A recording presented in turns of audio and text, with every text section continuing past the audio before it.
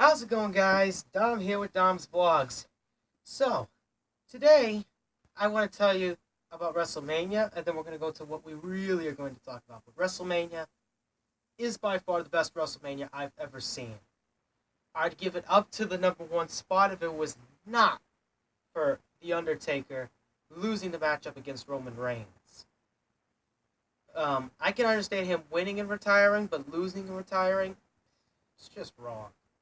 But I guarantee you, I think WWE is getting up top, which I like. So let's go to this monstrosity. SpongeBob's Season 9. Now, I only got one episode up, and I don't know if you can see it. It's Little Yellow Book. So I'm going to place this on my lap, and if you can't see the thing, I'm sorry, but that's the camera for you, low quality. So, here we go. So Season 9, everybody says, was the best of SpongeBob. I'm sorry to all of you who love SpongeBob in Season 9, you're goddamn wrong. Season 9 is by far one of the worst episodes of SpongeBob. Let's think. Squid Baby, A Pal for Gary, Pet Sitter Pat. I don't even know if Pet Sitter Pat's Season 9, but I'm still counting that. And this one here, Little Yellow Book. I hate this episode, Little freaking Yellow Book. There may be some other clips, but the truth, Little Yellow Book is what really pissed me off. Anything that is Season 9, in my opinion, is the worst. Despite What's Eating Patrick and Sanctuary. But that's different because Hillenburg returned. But we're going to be looking at these writers. Now, seriously, to the writers between Season 4 all the way to Season 9 before Hillenburg has returned to finish what he started. What the hell? You are too stupid. You are not artists. You are demonic demons from Evil Dead. You are by far the worst writers of SpongeBob I have ever fucking seen. You are terrible. You're awful. You're demonic. You're stupid. Let's also not forget, you don't know what's right with Squidward. He's supposed to be likable. You can't torture him for no reason. Like for example, pizza delivery. He was too lazy to drive, so he got his comeuppance. And I don't know what else there. It's only just pizza delivery I know that he gets his comeuppance with. But when I saw Boating Buddies, you creeped me out. That's the most uncomfortable SpongeBob episode I have ever seen. Now, here's the thing. If you're going to ask for a SpongeBob torture porn after Boating Buddies, you're going to get the Splinter and gone. If you're going to ask for a Patrick torture porn, you got nothing. If you ask for a Gary torture porn, you either got Pet Sitter Pat or A Pal for Gary. And if you're going to ask for a Squidward torture porn, well, it's Boating Buddies and Little Yellow Book. And if you're going to ask for Mr. Krabs torture porn, it's Pat No Pay. What else? It's always going to be Pat No Pay. You're going to ask for Mr. Krabs torture porn, just watch yourself. You just might get it. Yet, they still manage to fuck it up. How much I dislike the way that these writers had changed these characters over the years. I've enjoyed SpongeBob since I was, 3 freaking years old. Maybe 4. And look what they did to him. Just turn him into, some awkward, gay, happy person. Patrick, a malicious, cruel, apathetic jerk. Squidward, some sort of a, awkward, constantly unhappy soul that just wants to hurt people. Mr. Krabs being a cheap bastard. And Plankton just being, Plankton. And Sandy being a scientist. What you did to these characters were wrong. And trust me, if you want to go through every single episode of SpongeBob, I can't even do it right now because, by far, Mysterious Mr. Edturn had definitely covered every single freaking step named in the freaking book. So, this is how it is. And this is one of his videos here. So, if you want to see the Mysterious Mr. Edturn, go check it up on YouTube because I don't have him subscribed yet. But if there's one episode that's going to make me laugh, I will subscribe to him. because I know he's serious when he makes me laugh. It's like my dad. He gets serious because somebody doesn't know what he's doing. And I know it's funny because of how the way he laughs. Because I know the situation is terrible.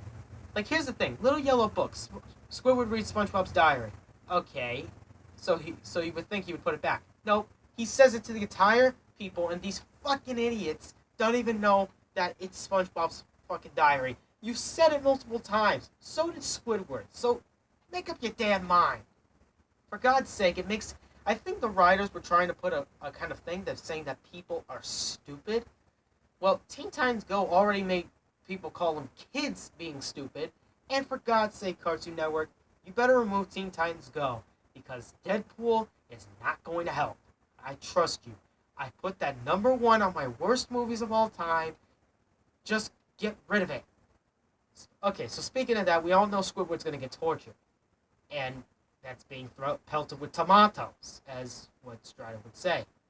Except, they had to end it in a high note where Squidward did not even care if he read SpongeBob's secret personal diary. And I swear to God, if I had vodka in this, if I had one, I have water in this, so I don't drink like Nikolai in Call of Duty. But if I had vodka or beer in this, I'd be drunk because of you writers. Hillenburg did something so perfectly, you did horribly. Let's not forget one of the creators. I think his last name, Casey Alexander. You're not an artist. You're a fucking idiot. You're just stupid. You're not good. You just make everything shit. Like, why would you even make Patrick eat an old nasty diaper with a ketchup packet? Really? I can understand that Patrick can be a bit stupid and he's a little bit dirty, but does that mean you have to put him like that? This is just and you make him so hypocritical, so much of a jerk and uncaring to others. If you're gonna make something like I don't know, you're turning Patrick into Peter Griffin. Peter Griffin is a jackass, and he's supposed to be mentally handicapped, but compared to Patrick, he's just a dumb ass compared to SpongeBob. See, when I looked at Fee and Foo and Harvey Beaks, Foo is a well of energy, but he does well. He's dumb. He's an idiot, but he's also he also has a little bit of a mindset and a conscience. With Patrick, he lost half of it until he went to Sanctuary and What's Eating Patrick, as well as Goodbye Krabby Patty. He was back. And trust me, Hillenburg has been creating SpongeBob. And don't get me wrong, SpongeBob is still going on, and I enjoy this kid too much. I enjoy SpongeBob so much that it's hard for me to even hate the guy.